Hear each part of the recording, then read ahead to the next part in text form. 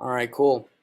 Yeah, so first thing I wanted to do is just kind of go over the property and kind of determine what me and you will agree. What we agree on is the ARV of that, or what they call it, the after repair value of the property, like what Okay. it could sell for.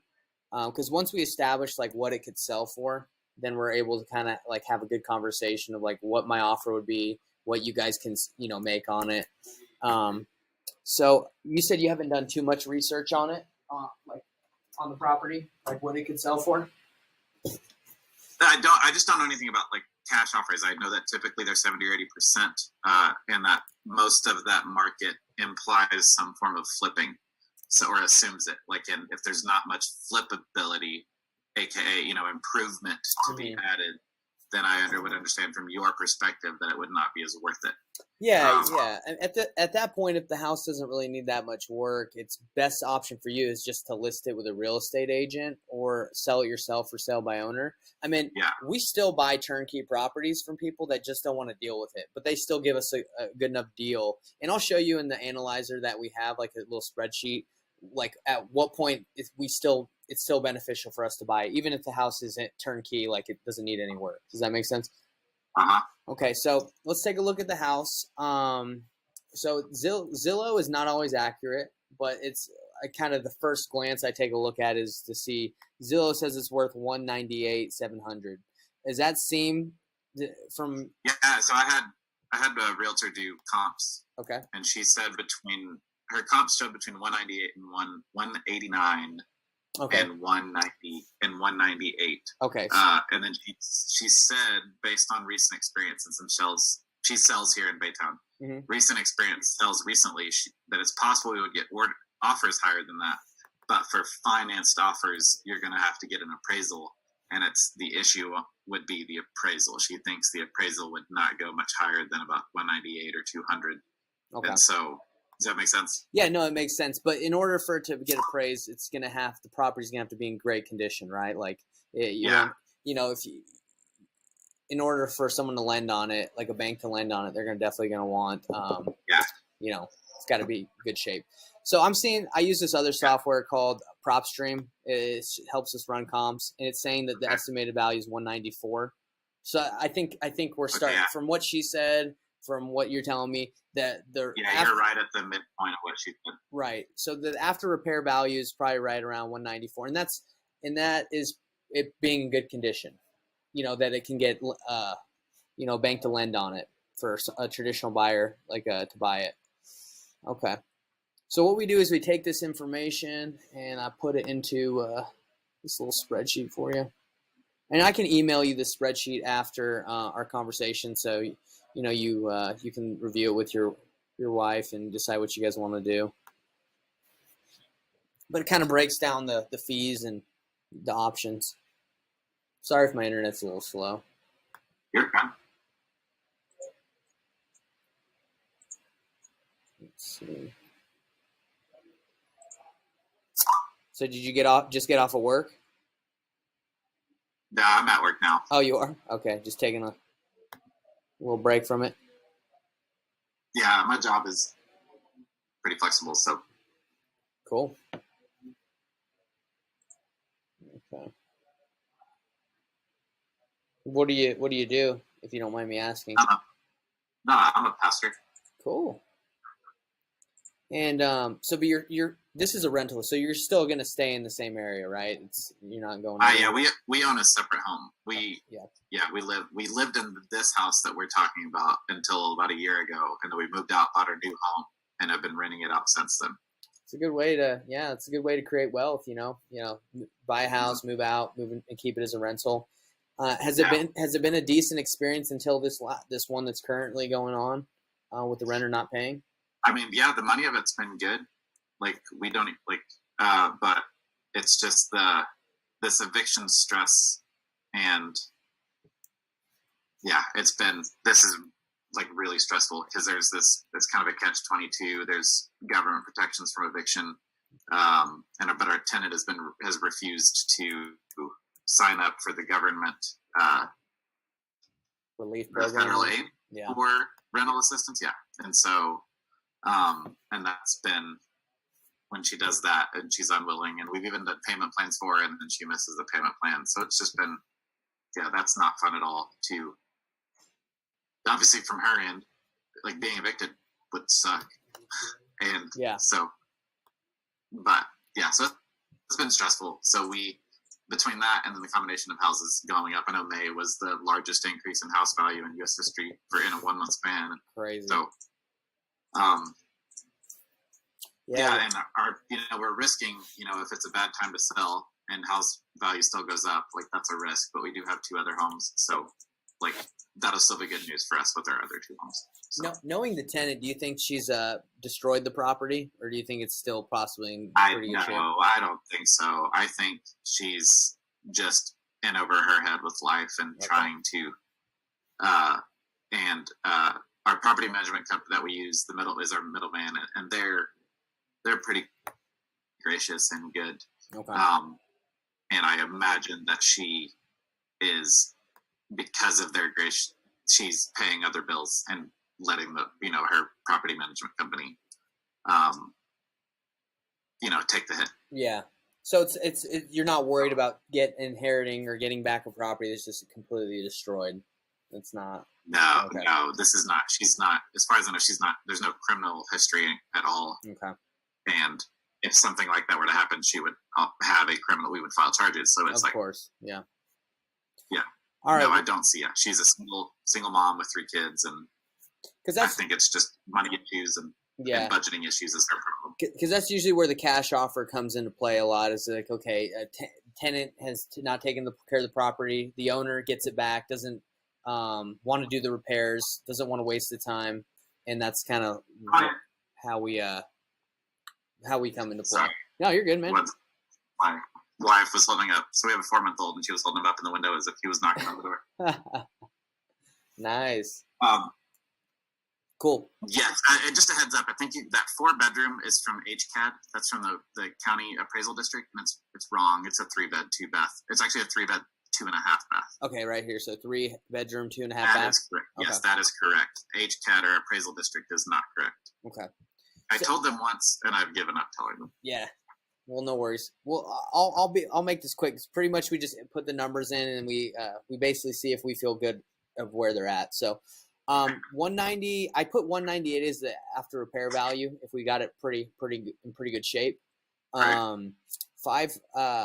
You know what? I meant carpet. Let's say the house she left it in decent shape. Normally after rental, you got to put carpet and paint into it anyway. Just like to get it up to standards to resell. So that's probably going to be on a house that's 1,400, almost 1,500 square feet. That'd probably be like anywhere from $5,000 to $10,000 on a rehab. So that's a big no. Like we recarpeted it just 2 years ago. Okay. All the carpet, and then it's wood floors downstairs and tile downstairs. Okay. The kitchen is tile, and the living space is a wood floor. And so, like, we would not be planning if it's so bad that it needs to be. There's no pets allowed, right? No smoking allowed, and so if there's carpet damage, that would be. I mean, if it needed to be recarpeted, she'd be paying for it because it would be damaged. It wouldn't gotcha. Be, okay, so you're thinking after you get it back, you don't even think the carpet would be because it was replaced in 2 years. You think it'd be fine. Oh, okay. Yeah, and then we painted it 10 months ago, and then I think within the contract she could paint it, but then she has to repaint herself. Yeah, so I guess if that's the case and it hasn't been in bad shape, I mean, it looks like you guys are going to get back apparently a property that's in decent condition, right? I mean, and if not, then I mean, the eviction thing complicates it, but if not, she would be paying to get it back into that condition with the security deposit. But eviction throws a wrench in that. We'll see. My feeling is that the money's going to show up and that she'll move out September 25th. Okay, because so she doesn't have to just get out of there quickly. Yeah, because this is going to hit her credit hard, and then she's going to lose her whole security deposit. And so, yeah. She definitely, nobody wants to. Once it hits their eviction hits, when an eviction's on your record, it's really hard to find another place to move. Yeah, and we experienced that last year when we were looking at candidates who had rental applications, and we were just looking at numbers, and it's just like, man, it was, from our perspective as landlords, it was, yeah, if there's eviction, we were like, no, at home, we're not going to even consider them. Yeah. No, I'm the same way with my rental. I'm just like, if you got any issues with eviction, I don't want to mess with it either. Okay. So yeah, because I'm trying to figure out like so we can get on the same page on what it would cost to fix it up. Yeah, and well, a lot of this is uncertain. A lot of this, since we can't actually go see the property, there's this uncertain. It's like maybe the carpet will need to be replaced, maybe the paint will need to be replaced. Like so it's let's just say kind of let's just say $5,000, right? That you got like some things need to be spent. Maybe she didn't tell you about some of the plumbing or whatever. Let's just say $5,000. So the house is worth $198, $5,000 in rehab, and the as-is listing price. Let's say you get it back and you don't have to do any work to it. I would say, let's just say on the lower end, it can sell for $180. You get it on the market. Your agent can list it for $180. Does that make? I'm just saying as-is listing price. Like you don't put any money into it. Oh, I see what you're saying. Yeah. So sell it as is. Yeah, as is. Like not to me, but you list it as is. Yeah. I'd say as is always lowers the price a lot. Yeah. Right. So what we do is go over here to the client net sheet, and I didn't put my cash purchase price because I need to crunch my numbers differently on another spreadsheet. But basically, if you were to renovate, do the $5,000 in repairs after commissions and fees and everything, it says that you would net about $171. So let me break it down why that is. So you got to, at $198 is the renovation. Like if this after repair value, you repair it. The whole time, it doesn't really matter. I didn't put in the whole time for it. You got escrow fees when you sell at the title company, realtor fees. You got your agent that would list it for you, and then the buyer's agent. So it's a total of 6%. If you wanted to stage it, you could. I don't know we usually put like $3,300 for if you stage it and you market the property. I don't know if you guys would you probably wouldn't need to stage it to get it to the 198. So I'll take that off. Yeah, we wouldn't stage. So then after the commissions and fees, 184. And if we did take this thing and repair it and get it to the highest, new carpets and paint, for example, if it needed it, because I think I can do it for $5 in this situation. We think because it would probably cost you $6 because I have my contractors, I have people that I know, so it's going to be a little bit more. So the net price is, if you fix it up, would be $175 after all the fees and after you pay the money on the property. Does that make sense? So it'd be $175 to us. Yeah, you would net that. And if you have a mortgage, then obviously subtract the mortgage from what you would net. Payoff is. So $175. Now, if you just list it as is with an agent, still have the 6%. The tax. Actually, there's no transfer tax because that's just California, and you wouldn't stage it as is either. So, listing it as is, you would net $165. Obviously, because you get less of a purchase price because you're selling it as is on the market, right? So pretty much now I go into. Does that kind of seem fair? What I'm showing you, does that kind of make sense? Yeah, for as is, yeah. Okay. So your best bet to make the most money is obviously always to fix it up yourself. And if it's such a small job and doesn't really require a lot of work, that's what I would do. Just put some money into it and then list it. So yeah, we did that 10 months ago. We did a make ready. So we did paint everywhere. We did resurfaced countertops. We resurfaced bathtubs. We redid the tile around the bathtubs. We did some water damage repair. We had water damage inspection, so we had somebody check the roof for damage. Like, we did a lot of that kind of stuff that you're talking, and it literally cost us about $5,000. There you go. So, and that was through our property management company, so it was using kind of the same type of deal you're using. This wasn't necessarily like licensed contractors where we're paying like retail price per se. We're paying this. Our property management company is paying because they buy bulk. So I imagine it's the same kind of deal as you guys. Exactly, right. And it was exactly $5,000, and that was after. I would imagine that was between 5 and 7 years worth of repairs. Like, that was the type of stuff that accumulated over a 5 to 7 or maybe 10-year period of time. Okay. And this is the last part. This is how we come together with our cash offer, see if it makes sense for us, right? So the after repair value, what we could resell it for is 198. I'm just going to throw in, 150 just for right now. And then we put $5,000 into it. We would pay, when we purchase the property, we pay all the closing costs. We pay all the fees. So you guys don't have to do anything. So that all, gets put into this spreadsheet, like how much it's going to cost to close. And we would purchase your home for cash. So we don't just have like $1 million or $2 million just sitting in a bank account, and we take out of that $2 million, 198 or 150 and give it to you. We borrow hard money. I don't know if you ever heard of what hard money is, but hard money is, it's just a lender that you would go to and you'd say, hey, I need to borrow some money to buy this house. And you pay them a percent of interest on the money while you're flipping the house. So what they charge is 2% upfront and 12% for the year for however long you have it. Then you One second. Mm-hmm. You're on video. Okay. You're good. I texted you. I know. I was trying to respond, but it wouldn't show up. And this is being recorded too. So.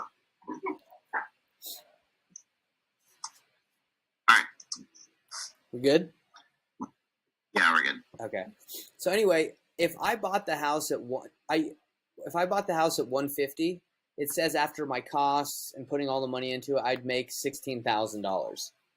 Okay. And in our company, we usually like to make between 16 to 20.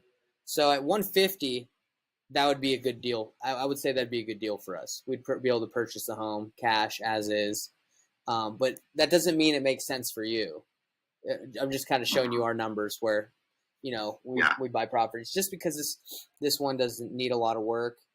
We'd buy it, put the money into it. We'd hold it for we'd close on it, put the money into it. We'd hold it 3 months tops. We'd probably have it 3 months tops, maybe even 2, but close it, fix it, put on the market. Probably would take us 2 months, to be honest. But yeah, so 150, 151, 152 would get us between the $15,000 to $20,000 we like to make on our flips. So is that way off, or I mean, according to what you would net here, you're going to make more if you fix it and you sell it after repair value, like fix it yourself. And so the difference is like $25,000. And if you just list it as is, you're still going to make more than my offer at $15,000. I think I've got my answer for now. Is that we can't tell or know until we can get in and see the situation, the condition of the house. Mm-hmm. And so that kind of answers my decision. So what I can do is, if I have your contact info, I think. If not, you can give it to me. Yeah, of course. Once we have a better date, if we have a date where we can get into the house and assess damages and condition, then I may reach out to you, just because there's too many variables right now. Right. No, I get it. Compare. So I'll just pause. I just don't want to waste any more of your time. No, I appreciate it. Yeah. So we can pause this, and then when we find more about eviction date, or we can get, like, if we can go do an occupancy check and the house is empty and we can get in or something like that, then I'll reach back out to you, and that way I can do a comparison. I do want to do a comparison, but yeah, of course. There's too many variables right now to really do that. So. Yeah, and I understood that from the get go. I just kind of wanted to show you, at least for your information, what options to explore. But has this been helpful at all? Yeah, it has, and and yes, it has, and also I'm just kind of being able to see it through your lens as far as the a situation like this where it's an as is, but. If we're not going to do an as is, just because I have a really good idea of the condition of the house, mm-hmm. and I know this lady well enough to where she hasn't lit the place on fire. Well, that's great. That's great news. And you said you have an agent that you feel comfortable with, but you would mind using someone else if she was too busy. Is that right? Yeah, she's offered her help so far, but it's the reason we use her is we were using somebody else that she works with at the same realty company for a previous purchase. But that person, when we came around for our last house purchase, that person was way busy, so we got referred over. Okay. Well, and so that's kind of why I say that. Yeah, because the only reason I bring that up is when we sell our properties that we fix up in the area, we have a couple agents that we work with that are really good. So I usually refer, if you want to interview more people and see who you feel more comfortable working with, we could refer you to one of the top agents. Throw that to me. If you can, throw that to me in an email. Okay. Yeah, definitely love to do that. But yeah, to me, it seems like until we see the condition of the property, we won't really know. But it seems like listing it might be a good option for you. From you telling me it's not that bad. Yeah, we'll see. If something changes, it would be bad news for us. But when can I follow up with you? By the way. I have a way. I think I have a way to reach out to you, but maybe a month from now. Okay, I can do that. So, yeah. So I'll send you an email with this if you want to review it in the future. I'll send a PDF for you, and I'll follow up with you in a month. And you can reach out to me if you need anything. I'll also send you the agent we work with, his contact info, so you can reach out to him. Okay. All right. Sounds good. Hey, Cletus, right. I really appreciate your time. Thanks for taking some time to chat with me. All right. You too. Have a good one. Bye.